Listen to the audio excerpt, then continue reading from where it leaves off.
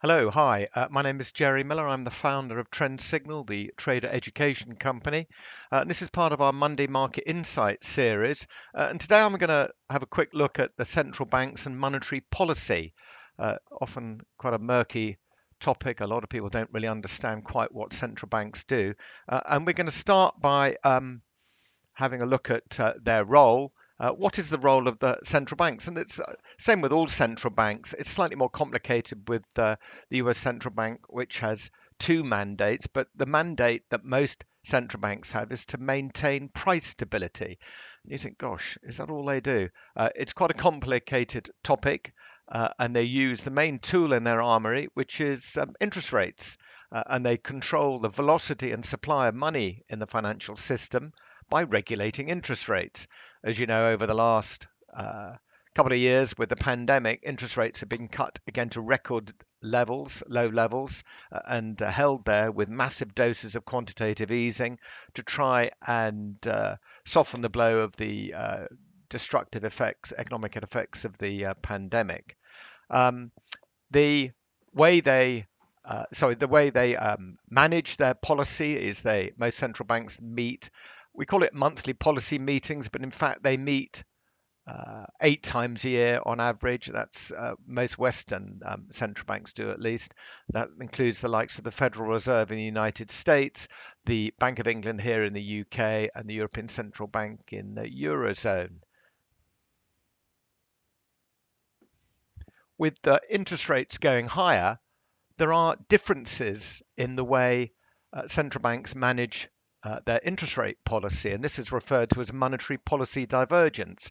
This is where one central bank is adopting a different interest rate policy compared to another one.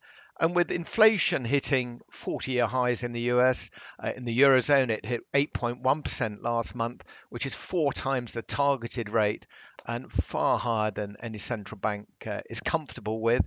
A lot of central banks have uh, taken the view that it was transient this time last year, that the effects of inflation would peter out as the global economy unlocked from the pandemic and these supply chains all became unblocked. But of course, this hasn't happened, and it was continuing to it was being prolonged by the lockdowns in China, and then along came the Russian war in Ukraine, which has just exacerbated everything by pushing up energy costs significantly higher. Base metals, precious metals, and a lot of soft commodities and grains have all gone sharply higher, adding to the inflationary pressures in the markets.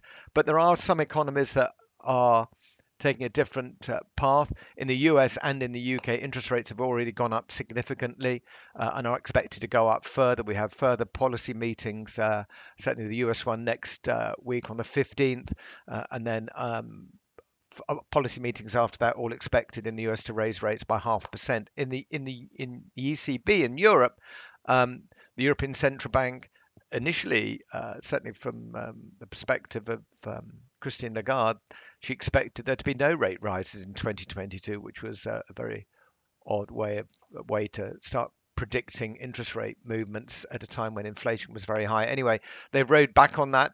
As soon as they finish their quantitative easing program in July, they'll be raising rates from minus a half to minus a quarter, and then eventually by another quarter in September to zero. Contrast that with what's happening in the UK and US, and you'll see the reasons why some of these currencies have moved the way they have. Let's have a look at some of them now. So here I'm looking at a chart of the euro versus the US dollar. And as you can see, well, way before the year end, the euro was starting to depreciate against the dollar. And the reason being is that the US was taking a lot more aggressive approach to rate rises compared to the Eurozone. And indeed, that whole trend accelerated again in February as the European Central Bank made it clear that they would not be rushing to raise rates and they would address it later on. Meantime, the US obviously had started to raise rates, and indeed the interest rate differential when it comes to September, we're expecting interest rates in the US to be 2.25% to 2.5%, whereas in the Eurozone they're going to be zero.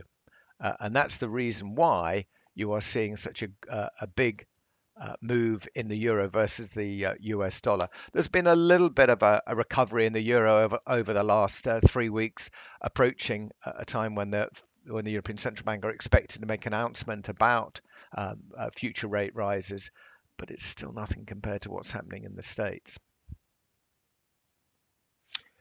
Finally, we're going to have a look at what actually happens to our markets that we trade. How do central banks' interest rate policies affect the markets we trade? Well, needless to say, interest rates have an effect on virtually everything, all asset classes, whether it be equities, bonds, commodities, currencies. They're all affected by interest rate movements. And it's this monetary policy divergence that creates a lot more opportunity in these markets, with interest rates all literally at the lowest level possible at 0 plus 0.1%, wherever they were for a lot of the pandemic. There were no obvious opportunities from one currency to another, but with the policy divergence now very, very apparent. Certainly in the likes of the yen, the Japanese yen's fallen from 115 to 130 against the dollar. That's perhaps a chart I should have shown as well, actually. But and that's down to the fact that the central bank are sticking to a policy of zero interest rate, which is highly stimulative still, and supporting the yield on their Japanese government bonds. And that's a policy that the new central bank governor, who is due to be announced, will also have to maintain that same policy, so that the yen is expected to remain fairly weak. But needless to say, central banks, as I say, they will affect mortgage rates, they'll affect retail finance contracts where people take out finance to buy furniture, cars, the corporate bond market where companies borrow money on the capital markets. All of this is affected. Equities, the cost of borrowing going up significantly, hits the bottom line for a lot of companies, and a lot of the tech stock companies who have got significant future valuations will now finding it increasingly difficult to justify those as the cost of these forward earnings increases day by day. So it literally interest rates have an effect virtually on everything. In fact, everything that we trade. So it's very, very important we understand exactly what the central banks are doing and what their um, what the outlook is. And that's it. Thanks very much for listening.